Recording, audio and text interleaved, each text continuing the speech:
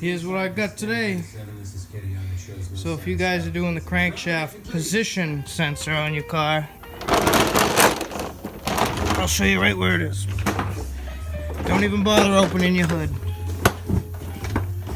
If you go right under the car, right behind the harmonic balancer, that's right the fuck where it is. It's one bolt, so it's easy. Pretty easy one to get to.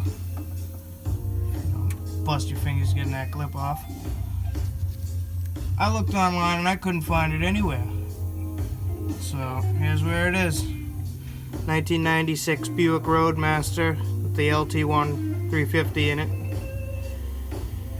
That's where it is. And if you guys watched my last video, this is actually the car that I jumped. And guess what?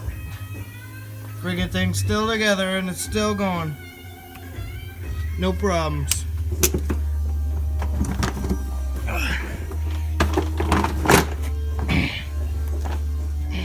Here's what it looks like now though. Got all the lights I need. Got a big ass hood scoop because it's a muscle car. Just joking. It's nothing but a grandmother's car. Here's what it looks like.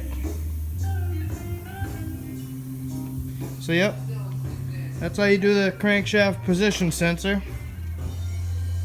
in Camaros, Corvettes around the same year with the same motor, LT1 350. So there you go.